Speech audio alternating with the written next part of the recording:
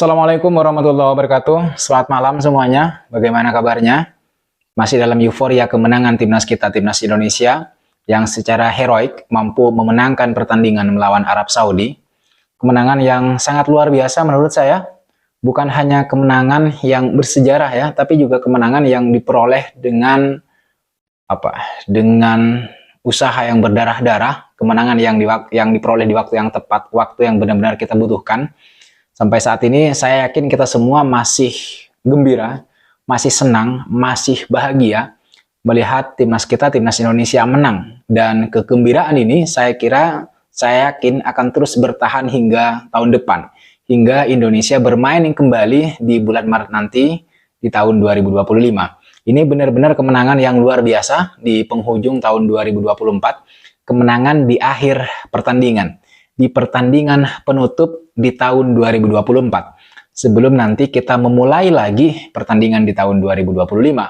Kemenangan ini bukan hanya disambut sukacita oleh semua pemain, tetapi juga oleh seluruh jajaran pelatih, stakeholder, PSSI, hingga seluruh lapisan masyarakat yang tetap setia mendukung timnas Indonesia di semua kondisi, baik menang maupun kalah gitu. Ada satu hal menarik menurut saya dari kemenangan timnas kita, timnas Indonesia atas Arab Saudi kemarin, di mana mantan pelatih Arab Saudi yaitu Roberto Mancini turut senang, turut gembira melihat Arab Saudi berhasil dikalahkan oleh timnas kita, timnas Indonesia pada pertandingan kemarin.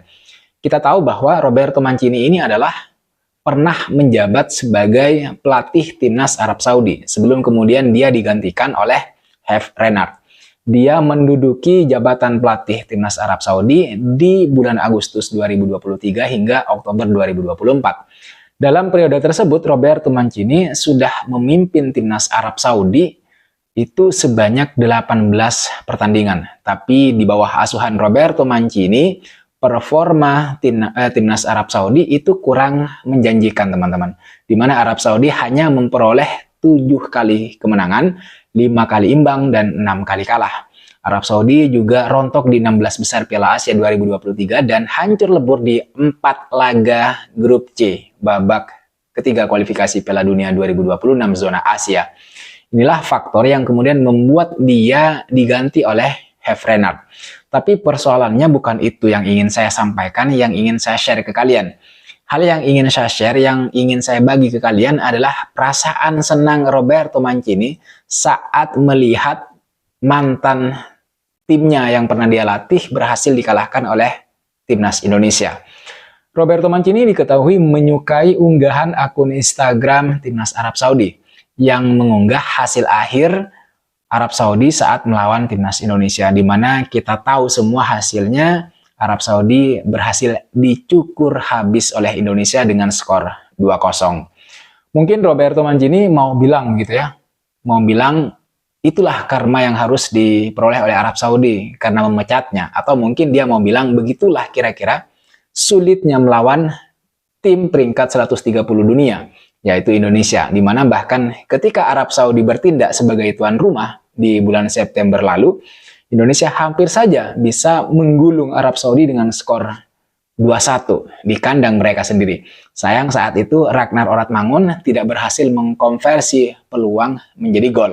Padahal saat itu timnas sudah berhasil mengacak-ngacak pertahanan Arab Saudi. Selain Roberto Mancini, teman-teman, media Arab Saudi yaitu Ar-Riyadiyah juga menyoroti kemenangan timnas Indonesia atas timnas mereka, di mana media tersebut menuliskan bahwa timnas Arab Saudi itu harus merasakan pahitnya kekalahan laga tandang.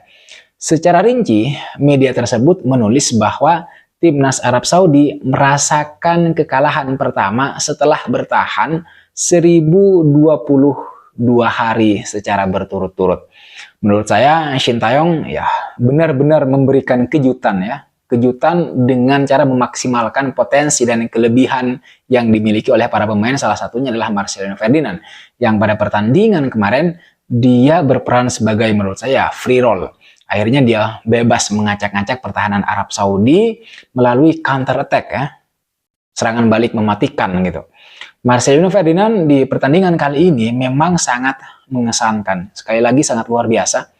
Dia masuk ke dalam lapangan sebagai pemain starter dan langsung menjadi pahlawan kemenangan bagi timnas Indonesia dengan 2 gol spektakulernya.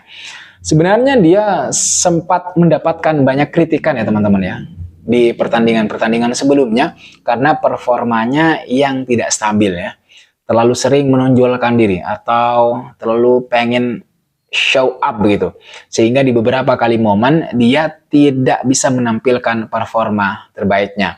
Di beberapa pertandingan dia juga disimpan oleh Shin Tae-yong di bangku cadangan, artinya tidak diturunkan sejak menit pertama, apalagi bahkan dia tidak jarang sekali dimainkan. Tapi di pertandingan kemarin Shin Tae-yong langsung memainkannya sejak menit pertama. Dia dikasih kepercayaan oleh pelatih. Dan sejak peluit pertandingan dimulai, dia sudah berhasil mengancam gawang Arab Saudi. Di babak pertama, sebelum gol yang berhasil dia lesakkan dengan sangat-sangat cantik, dia memiliki 2 peluang emas untuk bisa menjebol gawang Arab Saudi. Tapi sayang, kesempatan itu tidak bisa menjadi gol. Dia pemain yang sangat muda. Masih muda, usianya baru 20 tahun, tapi eksekusi bolanya benar-benar mencerminkan kalau dia pemain yang sudah matang, boleh dibilang seperti itu. 2 gol yang dia ciptakan ke gawang Arab Saudi kemarin dilakukan dengan skill dan mental yang sangat luar biasa. Apalagi gol yang kedua ya. Gol kedua yang dia ciptakan ya, dengan chip kecil yang sangat mahal. Kemudian juga diakhiri dengan selebrasi yang juga sangat mahal. Ini adalah anak muda yang bakalan menjadi harapan timnas kita nanti di masa depan. Memang kita patut, kalau saya sendiri sih salut dengan pemain yang satu ini gitu. Sebenarnya kita juga tidak bisa hanya memuji satu pemain karena sebenarnya semua pemain sudah bekerja keras di atas lapangan. Mulai dari penjaga gawang, Martin Pas, kemudian lini pertahanan kita juga gitu ya, hingga pemain tengah dan kemudian pemain depan, semuanya bekerja keras. Tapi tentu saja kita harus memuji semua pemain dan para pelatih yang sudah bekerja keras.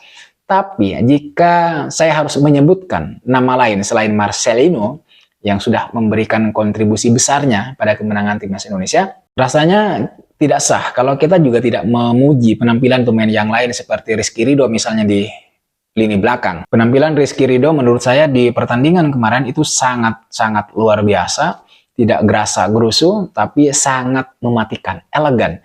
Dia tampil sangat solid di lini belakang bersama Jay Itzes dan Justin Hubner. Tentu sebelum Justin Hubner mendapatkan kartu kuning kedua hingga kemudian dia harus diusir dari lapangan. Selain Bang Jay, memang Rizky Ridho ini penampilannya ya sangat luar biasa. Dia sangat konsisten dan sangat kuat. Di sisi kanan dia bahu-membahu dengan Sandy Walsh. Luar biasa memang pemain yang satu ini, pemain lokal yang menurut saya sangat konsisten. Kemudian yang tidak kalah penting juga menurut saya, kita juga harus memberikan kredit pujian kepada Calvin Verdong yang sangat mobile di sisi kiri.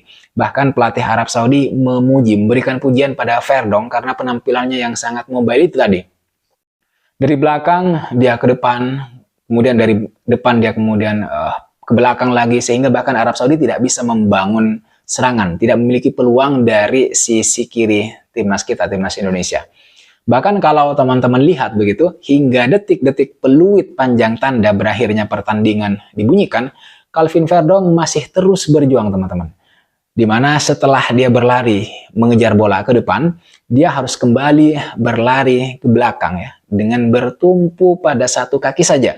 Karena kaki kanannya kalau tidak keliru, itu sudah kram ya, udah mulai kram hingga kemudian dia tidak bisa berlari secara maksimal. Dia bisa saja menjatuhkan diri karena sudah waktunya mendekati akhir, apalagi timnas kita sudah dalam kondisi menang gitu. Tapi dia tidak melakukan itu. Dia berlari terpincang-pincang ke belakang hanya untuk membantu agar timnas tetap bisa mempertahankan keunggulannya, yaitu dengan skor 2-0. Saya tidak bisa membayangkan bagaimana jadinya kalau pemain Arab Saudi atau pemain Bahrain yang berada dalam kondisi itu.